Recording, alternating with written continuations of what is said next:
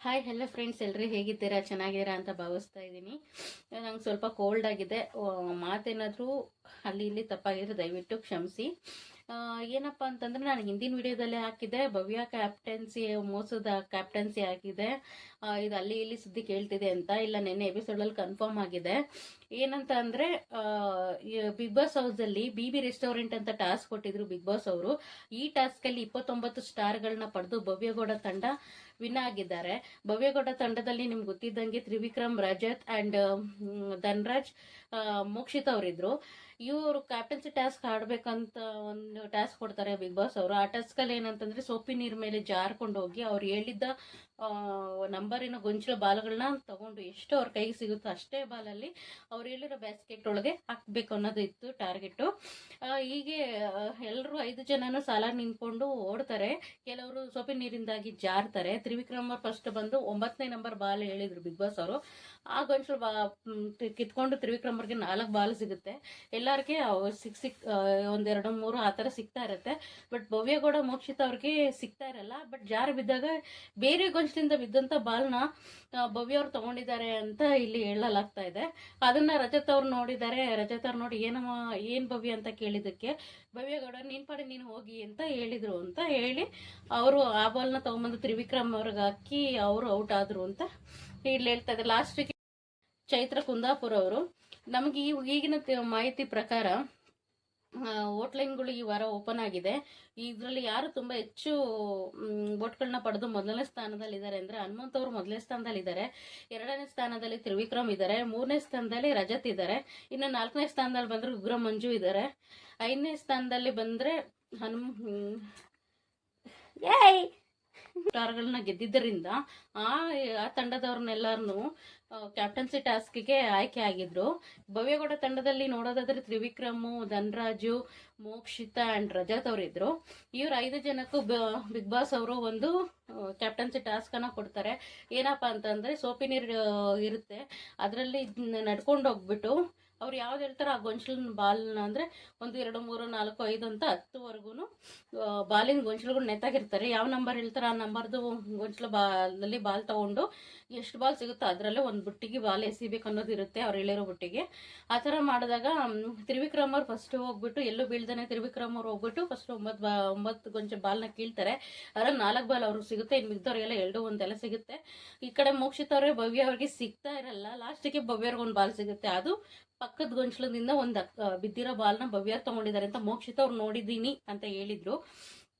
ಈ ಕಡೆ ವಸ್ತುವರಿ ಮಾಡಿದಂತಹ ಚೈತ್ರ ಕುಂದಾಪುರ ಅವರು ಹಾಗೂ ಉಗ್ರ ಮಂಜು ಅವರು ಯಾರ್ಯಾರ ಕೈಯಲ್ಲಿ ಎಷ್ಟೆಷ್ಟು ಬಾಲ್ ತಗೊಂಡಿದ್ದಾರೆ ಅದರಲ್ಲೇ ಆಟ ಆಡ್ಬೇಕು ಅನ್ನೋ ಇದ್ರ ಮೇಲೆ ಕಾನ್ಸೆಪ್ಟ್ ಮೇಲೆ ಅದನ್ನ ಕಾನ್ಸಂಟ್ರೇಷನ್ ಮಾಡಿದ್ರು ಅವರಿಬ್ರು.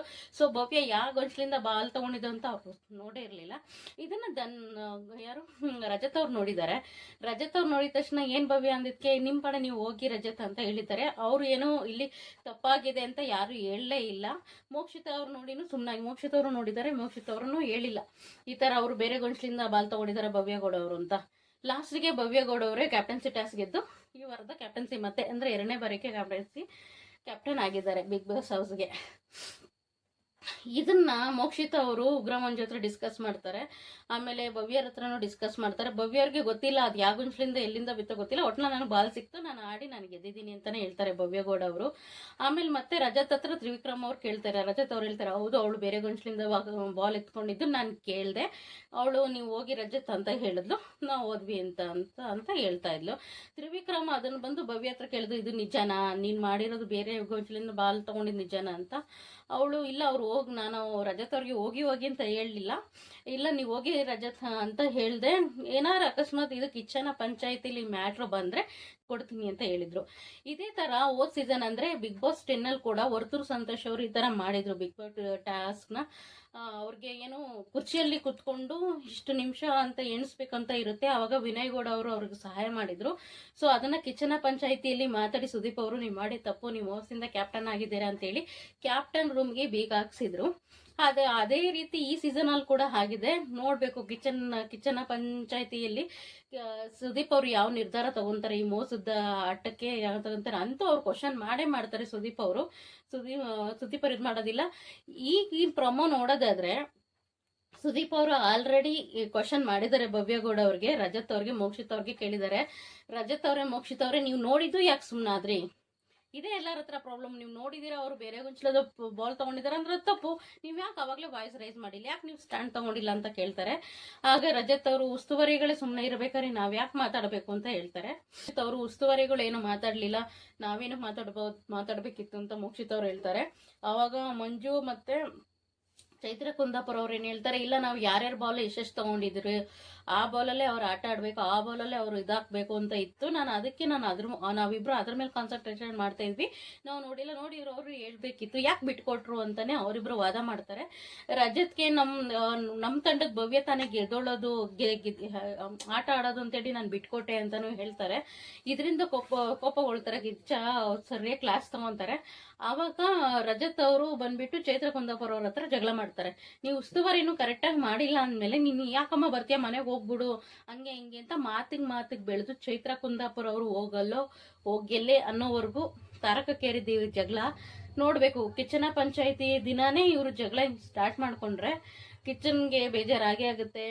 ಇವಾಗೇನು ಡಿಸಿಷನ್ ತಗೊಂತಾರ ನೋಡ್ಬೇಕು. ಕ್ಯಾಪ್ಟನ್ಸಿ ರೂಮ್ಗೆ ಕಳೆದ ಸಲ ಬಿಗ್ ಬಾಸ್ 10 ತರ ಕ್ಯಾಪ್ಟನ್ಸಿ ರೂಮ್ಗೆ ಬೇಗನೆ ಹಾಕ್ತಾರೋ ಅಥವಾ ಬೇರೆ ಏನಾದ್ರು ಫರ್ದರ್ ಆಕ್ಷನ್ ತಗೊಂತಾರ ಗೊತ್ತಿಲ್ಲ. ಬಟ್ ಈ ಒಂದು ಮ್ಯಾಟ್ರಿಂದಾಗಿ, ಕ್ಯಾಪ್ಟನ್ಸಿ ಟಾಸ್ಕ್ ಇಂದಾಗಿ ಈಗ ಮತ್ತೆ ಚೈತ್ರ ಕುಂದಾಪುರ ರಜತ್ ಅವ್ರ ಮಧ್ಯೆ ಇನ್ನೂ ಇನ್ನಷ್ಟು ಭಿನ್ನಾಭಿಪ್ರಾಯಗಳು ಸ್ಟಾರ್ಟ್ ಆಗಿದೆ. ರಜತ್ ಕೂಡ ಏನೋ ನಾಲ್ಕೆ ಮೀರಿ ಮಾತಾಡಿದ್ದಾರೆ ಅಂತಾನೆ ಅನ್ಬೋದು. ಚೈತ್ರ ಕುಂದಾಪುರನು ಅಷ್ಟೇ, ಅವ್ರು ಮೊದ್ಲು ಅವ್ರಿಗೆ ಮಾತಾಡ್ತಾ ಅವ್ರಿಗೂ ಏನ್ ಮಾತಾಡ್ತಾರೆ ಅಂತಾನೆ ಗೊತ್ತಿಲ್ಲ. ಇದ್ರಲ್ಲಿ ಅವರು ಕೂಡ ಮಾತಾಡಿದಾರೆ ಅನ್ನೋ ಪ್ರೊಮೋ ಕೂಡ ಈಗಾಗಲೇ ಬಂದಿದೆ, ನೀವೆಲ್ಲರೂ ನೋಡಿರ್ತೀರಾ. ಸೊ ಇದೊಂದು ಮ್ಯಾಟ್ರಿಗೆ ಇಷ್ಟೊಂದು ದೊಡ್ಡದಾಗಿದೆ. ಇವತ್ತಿನ ಎಪಿಸೋಡ್ ಅಲ್ಲಿ ಸುದೀಪ್ ಅವರು ಯಾವ ಆಕ್ಷನ್ ತಗೊಂತಾರೆ ಅಂತ ನೋಡ್ಬೇಕು. ಮತ್ತೆ ಇನ್ನೊಂದು ವಿಚಾರ ಹೇಳೋದಾದ್ರೆ, ಈಗಾಗಲೇ 8 ಜನ ಬಿಗ್ ಬಾಸ್ ಮನೆಯಲ್ಲಿ ನಾಮಿನೇಟ್ ಆಗಿದ್ದಾರೆ. ಇದ್ದಿದ್ದೇ 10 ಜನ, ಅದರಲ್ಲಿ 8 ಜನ ಮಾತ್ರ ನಾಮಿನೇಟ್ ಆಗಿರೋದು. ಅದರಲ್ಲಿ 7 ಜನ ಎಲ್ಲರ ಹತ್ರ ನಾಮಿನೇಟ್ ಆದ್ರೆ, ಕ್ಯಾಪ್ಟನ್ ಕಡೆಯಿಂದ ಡೈರೆಕ್ಟ್ ನಾಮಿನೇಟ್ ಆಗಿದ್ದು ಐಶ್ವರ್ಯ ಅವರು.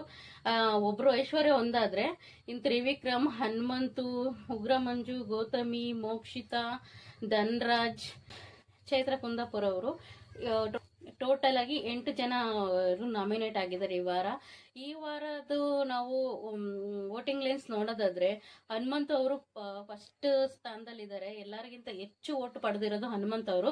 ಸೆಕೆಂಡ್ ಸ್ಥಾನದಲ್ಲಿ ನೋಡೋಕ್ ಹೋದ್ರೆ ತ್ರಿವಿಕ್ರಮ್ ಅವರಿದ್ದಾರೆ.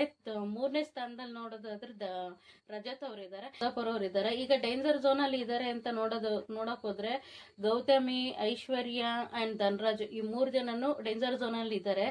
ಧನ್ರಾಜ್ಗೆ ಗೌತಮಿ ಹೋಲಿಸ್ಕೊಂಡ್ರೆ ಟಾಸ್ಕ್ ಅಲ್ಲೆಲ್ಲ ಗೌತಮಿ ಅವರು ಚೆನ್ನಾಗಿ ಆಡಿದ್ದಾರೆ. ಅವರು ಈ ವಾರ ಸೇವ್ ಆಗ್ಬಹುದು. ಹಾಗೆ ಐಶ್ವರ್ಯನು ಮತ್ತೆ ಧನ್ರಾಜನ್ನ ಕಂಪೇರ್ ಮಾಡಿದ್ರೆ ಧನ್ರಾಜ್ ಅಂತೂ ಚೆನ್ನಾಗಿ ಎಂಟರ್ಟೈನ್ಮೆಂಟ್ ಕೊಟ್ಟರು, ಹಾಗೆ ಆಟನೂ ಚೆನ್ನಾಗಿ ಆಡಿದ್ದಾರೆ. ಐಶ್ವರ್ಯ ಅವರು ಕೂಡ ಚೆನ್ನಾಗಿ ಆಟನೂ ಆಡಿದ್ದಾರೆ, ಈ ವಾರ ಚೆನ್ನಾಗಿ ಆಟ ಆಡಿದ್ದಾರೆ ಅಂತ ಹೇಳ್ಬೋದು. ನನ್ನ ಪ್ರಕಾರ ಚೈತ್ರ ಕುಂದಾಪುರ ಅವರು ಇಲ್ಲ ಅಂದ್ರೆ ಐಶ್ವರ್ಯ ಸಿಂಧೋಗಿ ಅವರು ಔಟ್ ಆಗ್ಬೋದು ಅಂತ ಅನ್ಕೊಂತಾ ಇದ್ದೀನಿ. ನಿಮ್ಗೆ ಯಾರು ಔಟ್ ಆಗ್ಬೇಕು ಈ ಮನೆಯಿಂದ, ಇಲ್ಲ ಈ ಮನೆಯಿಂದ ಯಾರು ಈ ವಾರ ಆಚೆ ಹೋಗ್ತಾರೆ ಅನ್ನೋದನ್ನ ಕಮೆಂಟ್ ಬಾಕ್ಸ್ ಅಲ್ಲಿ ತಿಳಿಸಿ.